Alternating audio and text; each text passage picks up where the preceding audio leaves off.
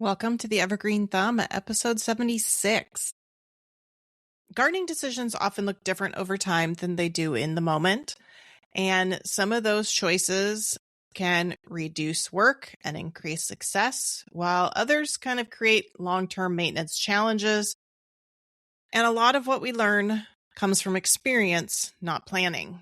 So for this episode, I'm doing something a little different, and I'm going to kind of reflect on some things in my own garden, what worked well, what became more work than expected, what I would do differently, and a few unexpected gardening surprises. My goal is to just kind of share my experiences, and hopefully you can maybe learn something from my mistakes or from my wins that you can take into your own garden rather than learn them the hard way like I did.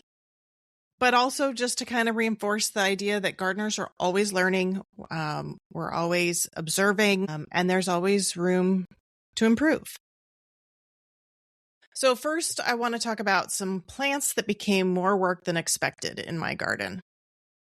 Some of these may not be a surprise to experienced gardeners, but I wanted to first talk about the mistake of letting any plant in the Apiaceae family self-sow. So the Apiaceae family includes herbs like dill and parsley. It also includes carrots, flowers like Queen Anne's lace, and poison hemlock. But what I'm talking about today is specifically dill and parsley. I intentionally allowed dill and parsley to bloom in two separate areas of my garden. One was in my vegetable garden. The dill was the herbs that I only use like once a year or I save for long-term use in the vegetable garden. And then I have a small kitchen herb garden outside of my back door. And that's where my parsley grows because I can go out and cut it fresh for a meal easily. So I did intentionally allow those to self-sow, both for the pollinators and just for the convenience of not having to replant them. And honestly, for the dill, after I used what I needed for my pickles, the flower heads, they were pretty, they were attracting pollinators, so I just decided to let them go. And initially, it seemed like a great trade-off because I do like volunteers in my garden, and I like being able to choose crops to self-sow. But dill and parsley in particular spread like crazy because they have these compound umbels, which are the style of the flower. So they have hundreds and hundreds of smaller flowers that create one compound blossom. And so that's hundreds and hundreds of seeds per plant. Or just per blossom even. And you multiply, dill can have a half a dozen flowers on it. So this became a problem. The dill became a problem in the vegetable garden because the seedlings are so small and so fine that I couldn't pull them. And I underestimated how easily those seeds would germinate. They came up in my onions, and I had to wait for them to get large enough that I could actually grab them and pull them from the soil, which means that in the short term, they also, use the water and the soil nutrients that I would have rather given to my onions. So parsley was the same thing. In my herb bed in the back, I allowed it to self-sow. I thought, oh, great, I'll have a few parsley plants next year. No, I had a few thousand parsley plants this year. I had a lot come up in the fall, actually, and I thought, oh, well, they'll freeze over the winter. No big deal. Well, then we had a really mild winter, and they didn't freeze. And then in the spring, more of them germinated. So I had my entire herb bed. I had a little bit of sage sticking out, and I had a little bit of oregano sticking out, and the rest of the bed was entirely parsley. I don't even know if my chives are still alive. They're buried under the parsley. So this year, what I did to attempt to stop the spread or to stop how thick they were in the garden is once they got taller than the other herbs, I took hedge trimmers and I just chopped off the tops of them to prevent most of them from going to bloom.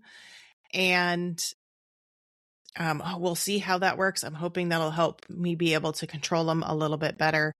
But the lesson learned is beneficial plants can still create long-term management work. So lesson learned for me.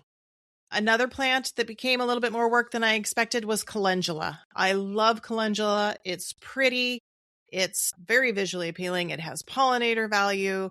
It has a number of other uses. And I underestimated how freely it reseeds. Again, every blossom has, I don't know, probably 10 to 20 seeds. And they're actually larger seeds, so they're easier to contain.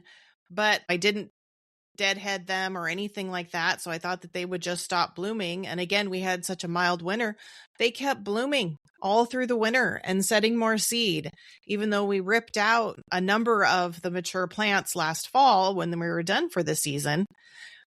And so now it's showing up throughout the garden. So the seedlings are a little bit easier to pull than, say, the dill and the parsley. They have a nice long root, so they come out fairly easy, but it's still persistent, and they are continuing to germinate all through the spring and into the summer. And I'm still getting new seeds germinating well into the season.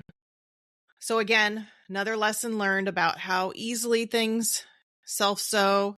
I know another one is Phacelia. It's this beautiful purple flower, sometimes used as a cover crop. I put it in as a pollinator plant again, and also learned that you need to terminate that before it goes to seed, or you will have it forever. It's very pretty. It's very attractive. But when it's used as a cover crop, you terminate it when it's blooming, so that it doesn't self-sow, so that you make room for the things that you are trying to support with that cover crop. So that's another one. I had Phacelia, was pretty prolific in my garden until several years ago. Our garden had a big depression in the middle. And so we decided we just kind of bulldozed the whole thing and put in a proper deer fence and put in raised beds. It wasn't until then that we actually got rid of the Phacelia. And the last one is actually one that I kind of knew was going to be questionable. Lemon balm is a member of the mint family, and for some reason I thought I knew better, that I could control it. I have peppermint, I have spearmint, and those have both stayed in relatively good control. I let them go in my food forest, and the spearmint has kind of picked its area and stayed there. Believe it or not, my mint, I have like 2 little stalks of mint this year.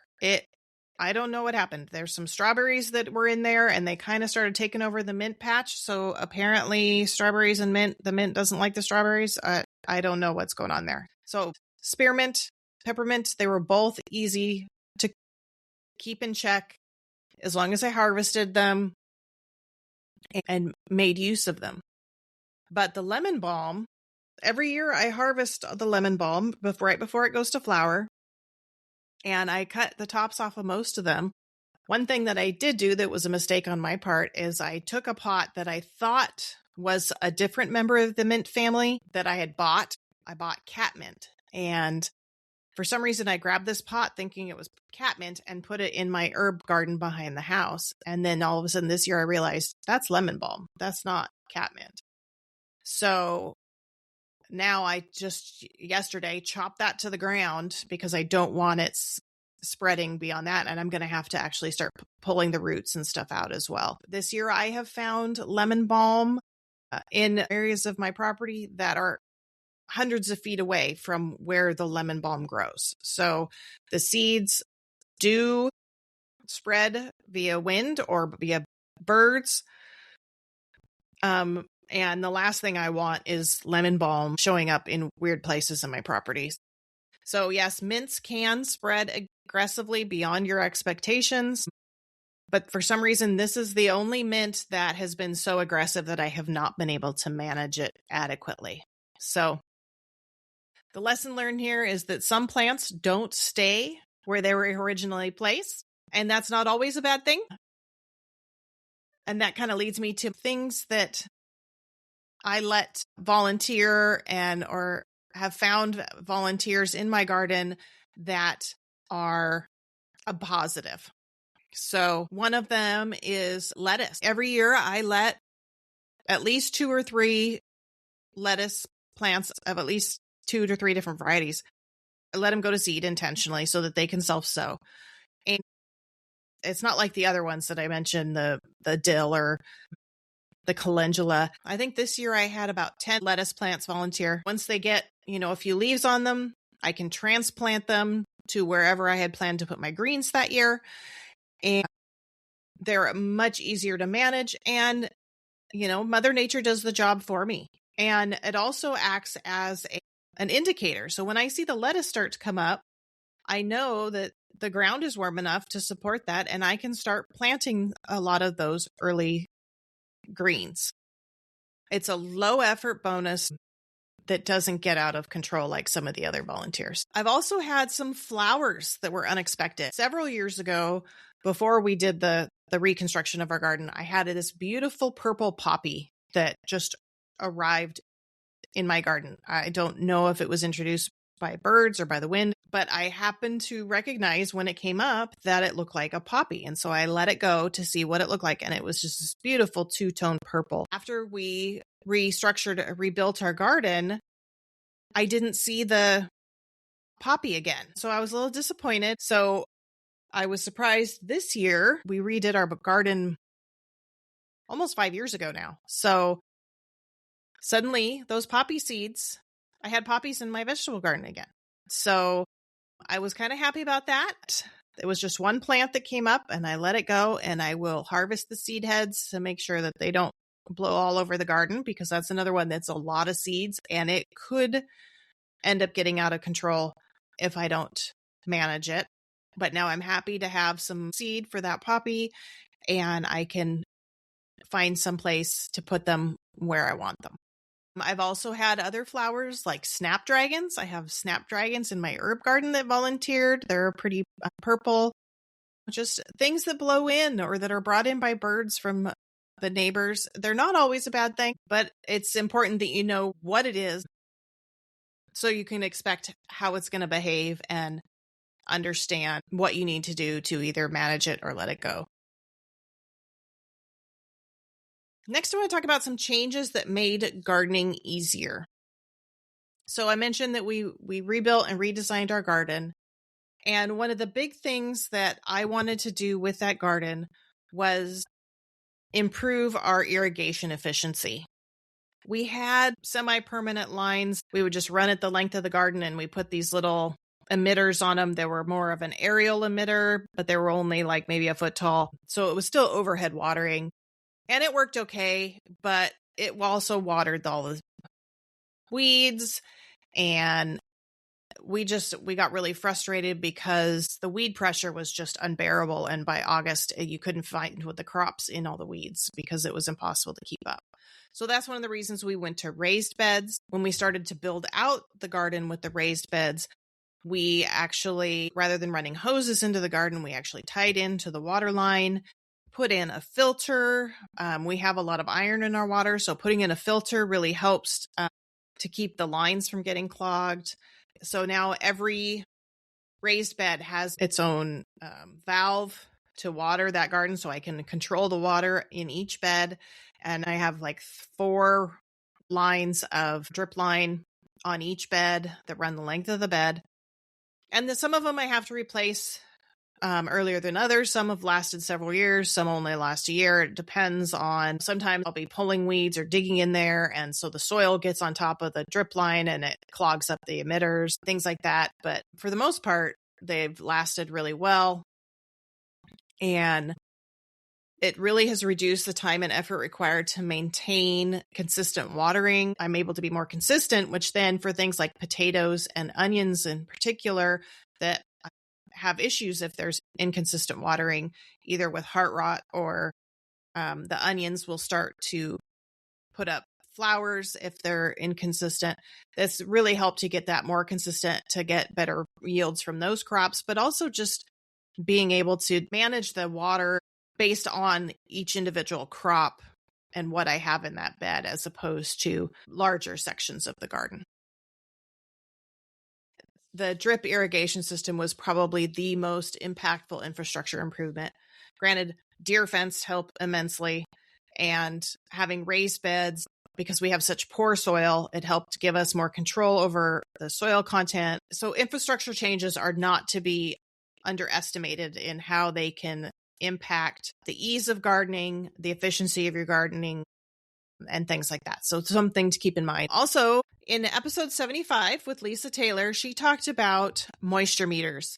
And after our conversation, I was looking at moisture meters, and I think I got a 2-pack for just under $20.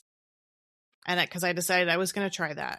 And I even told Lisa afterwards, after I'd had it for about a week, I said, this is the best $10 I have ever spent in my garden. It has been a complete game changer when it comes to watering. It has removed all the guesswork when it comes to watering those raised beds. I walk out there every morning and I stick the moisture meter based on what the crop is, where the root system would be. So for something like a potato or a tomato, it's going to be a little deeper than, say, an onion, which is probably only going to be a few inches. But you try to get it to where the roots are, so you know what the moisture level is in the soil, where the roots are for that plant. And it's helped identify when the soil actually needs water versus when it looked dry on the surface. So I've looked at a bed and I'm like, gosh, that looks really dry. I better water it. And I'm like, oh no, I've got the moisture meter. It was my onions. And I put the moisture meter in there about 3 inches, and it was totally wet 3 inches down.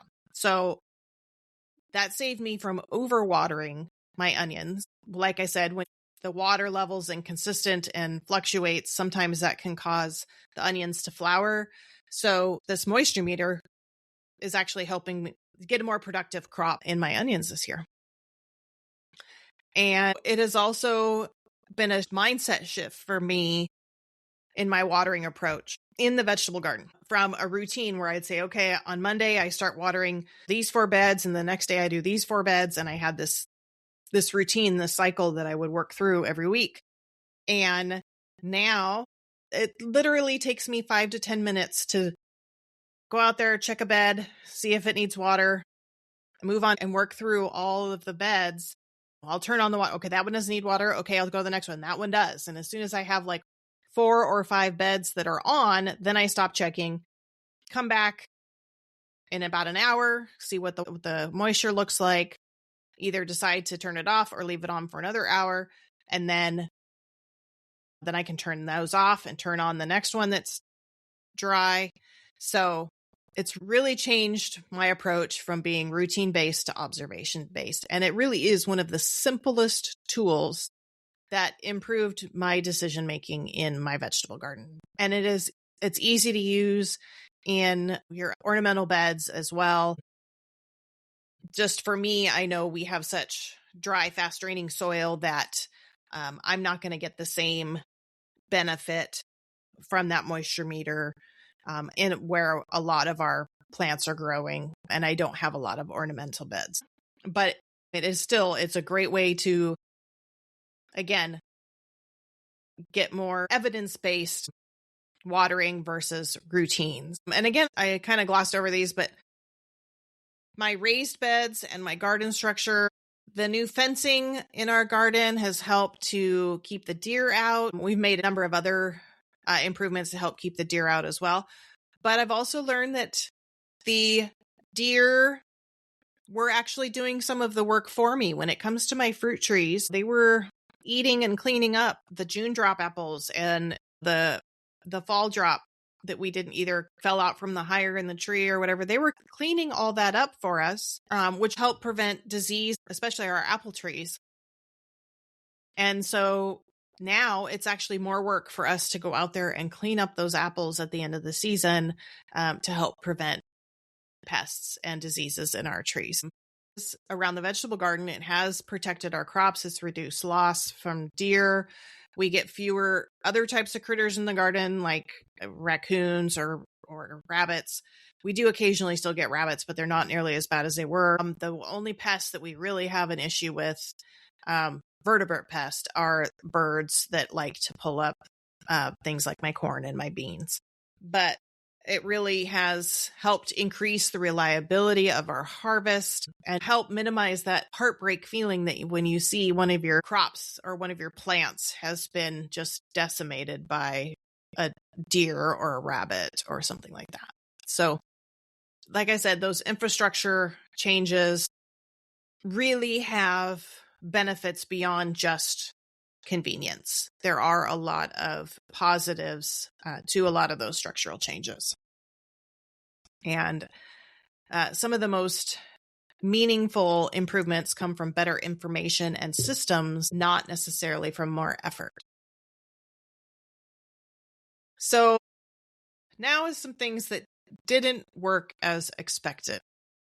A lot of these have to actually do with mulch. So mulching pathways. We had this beautiful idea. We put weed barrier down between our raised beds and mulched it. And it didn't occur to me that mulch is a nutrient trap.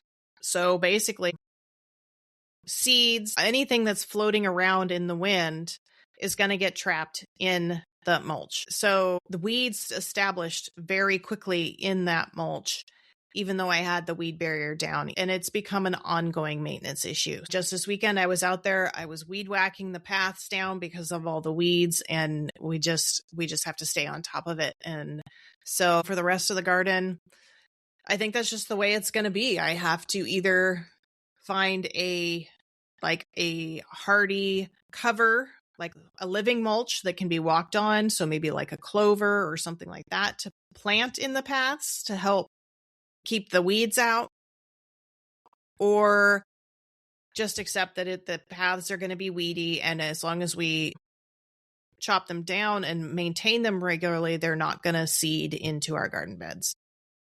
So the effectiveness of mulching pathways depends heavily on your context and your conditions.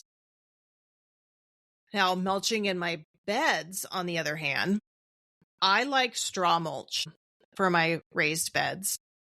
You do occasionally get some seeds from the straw, but those, because they're in the straw, they're not actually in the soil. So when they come up and when they germinate, they're really easy to just pluck out of the bed.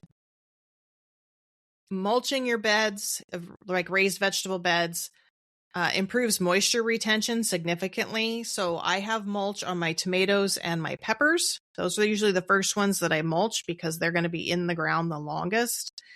And when I started using the moisture meter, I realized that I can go twice as long or more without having to water those two beds than many of the other beds. So for me, mulching my vegetable beds with straw is a huge win. Another benefit to straw is that it can be reused for 2 to 3 years. So once we've harvested for the winter, I'll leave it on the bed over the winter. And then when I'm ready to plant in that bed, I'll actually pull all the straw off. And usually I'll move it to another bed that I've already planted in and use it for mulch in that bed so that it's clean when I'm ready to plant. It does break down some, so usually I have to top with a little bit of newer mulch. But really, the fact that it can be reused for 2 to 3 years it's a cost savings. The occasional seedlings that pop up, to me, that's an acceptable trade-off because they're so easy to pull up and they're not huge in volume. The only thing you have to be careful with straw is that sometimes it can be sprayed with an herbicide depending on the farm that it comes from, and the number of seeds in the straw can vary significantly as well. So I've been fortunate to have good luck with where I've been getting my straw, but to me, straw mulch is the best mulch for my vegetable beds. And again, the few seedlings that pop up are an acceptable trade-off, and they're easy enough for me to manage.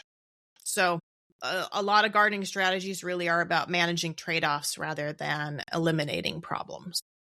And then the last segment I'm going to talk about is investments that paid off over time.